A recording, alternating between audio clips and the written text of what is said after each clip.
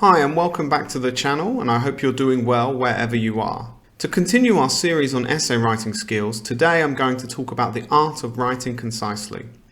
Before I do, it's important to remember as always that there's no set template for essay writing, but I will try and give you some simple rules to follow that will hopefully help you improve your work. But also, essay writing is a subjective process, and my opinion is just one. So you should try and consider taking on a range of opinions from multiple people who examine your work. Without further ado, let's consider how to write concisely in assignments. I think a common mistake that I see students make in assignments is the number of words they use to explain studies. So for this video, I will specifically consider the issue of conciseness in relation to explaining research. But the general points apply to all parts of your assignment. The issue that students often make is not knowing when to stop describing a study and its findings. And whilst in isolation, one overly long explanation is probably not going to be too detrimental to your essay, if you imagine over the course of 8 to 10 studies of your assignment, those words are going to quickly count up. And if you also consider issues of word counts that I spoke about in the introduction video, and will continue to mention throughout the series, you can see how quickly a 1500 word count gets taken up. Ultimately, not managing the word count effectively will lead you to have less space to either consider your ideas in more detail or include further ideas in your assignment.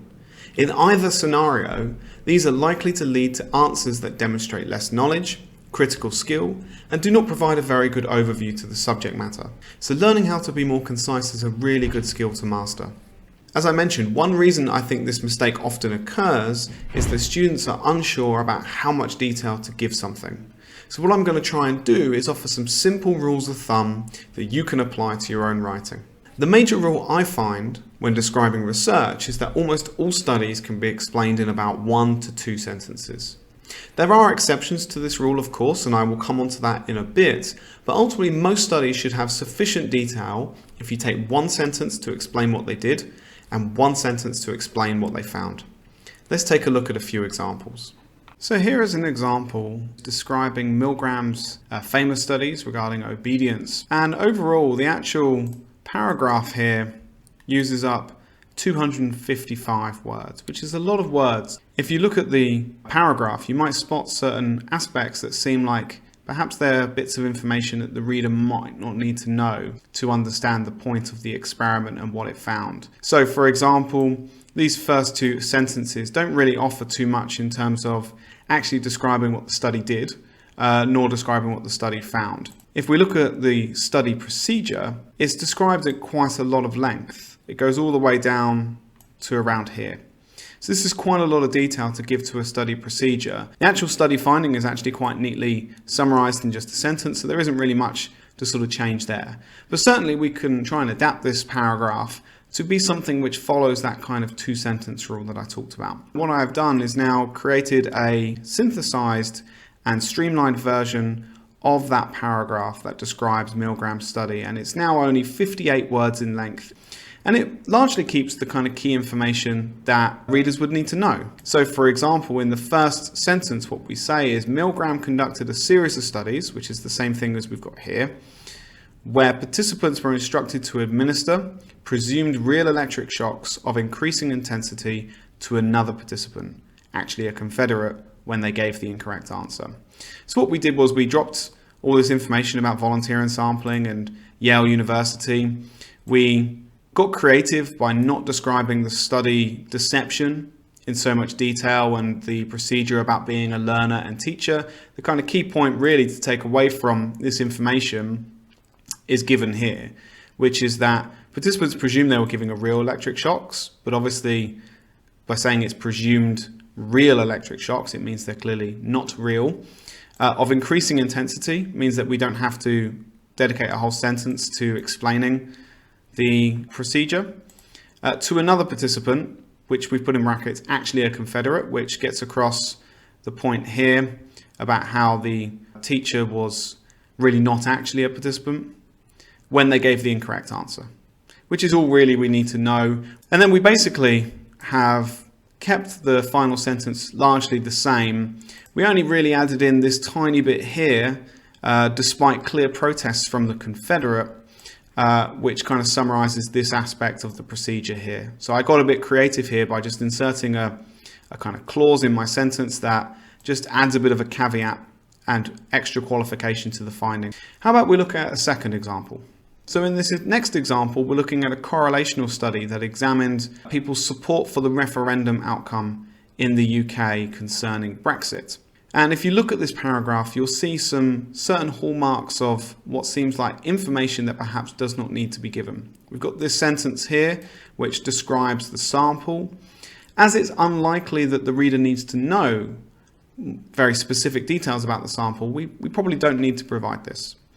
In the same way that we've got these measures here that are mentioned, but because they aren't likely to be the kind of key focus of the study findings or the point that we're wanting to make, it isn't necessary to go through and describe they were used as control variables. Here we actually get to a sentence which describes the study measures, which is the kind of right thing to do. We probably don't need to mention that they're collected on Likert scales. It's generally implied that if you're measuring something, it's likely to be a Likert scale. And then again, we've got a reasonably good summary of the finding itself. But there's certainly some bits and pieces that we can take out of this sort of section to make it short. Let's see what we can do. So here is my adapted version of the paragraph, where it's now around about half the length of the original one. So what we did was we removed the information regarding demographics and other variables that weren't necessarily particularly pertinent to the actual findings of the study. And so now we just have two simple sentences that we sort of took from above here to make it nice and simple. Now there are probably things that we could do to make this even more of a tighter explanation. One thing is that we could question whether we even need to explain every single measure in the study. For example, if we only wanted to explain how collective narcissism links to the perceived threat of immigrants and the support for the referendum outcome, we could probably drop the right-wing authoritarianism, social dominance orientation, and national identification. There are other things that we could also do to be very creative to reduce this. One thing that we could consider doing is just merely describing the study as correlational. By describing the study as correlational, we can then automatically just jump into what they found, because a correlational study likely implies that the measures are self-report and therefore were collected on Likert scales. And here is now my very, very synthesized version of the original paragraph. As I said, if we only wanted to talk about collective narcissism, then we could make this even shorter by just deleting these variables, and now we've got it even shorter. And now we have a very nice and concise explanation of the study. Hopefully you can see how I explain those studies in the same manner, but just remove the detail that was not so necessary or found more creative ways to explain it in fewer words. As I mentioned, there are some exceptions to that rule. Here are a few that I can think of. Sometimes studies are just complex. For example, they might involve 3 manipulated variables and require you to explain a quite complex 3-way interaction. Or they might involve highly complex procedures that are really difficult to explain in one sentence in a way that the reader can understand it clearly. In these situations, it makes sense to break this rule of thumb and offer a few more words to ensure the study can be understood clearly. However, most of the time, the kind of studies you will be dealing with in your essays are reasonably straightforward to explain in 1 to 2 sentences. Sometimes, studies are just important in one way or another. An example of this might be if your assignment deals with a specific study, like evaluating Milgram's experiment. Well, if that's the case, then perhaps our previous example, where we edited down the explanation of Milgram's experiment, might not be so necessary, because it would be more warranted to give a more detailed overview to that study.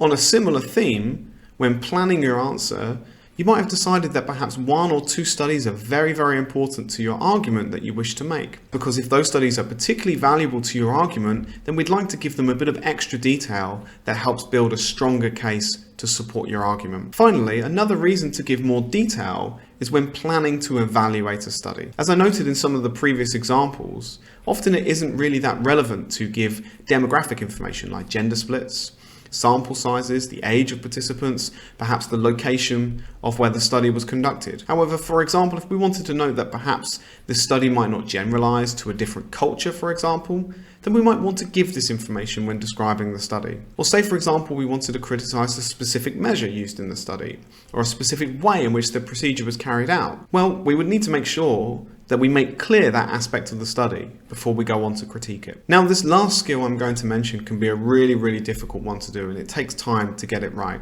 But you might have seen academics do it all the time in journal papers, and that's citing multiple papers at once. This is a really good skill to acquire, because then you can cover a vast amount of evidence in such a short space, which is often something as academics we have to do when publishing because of word limits in journals.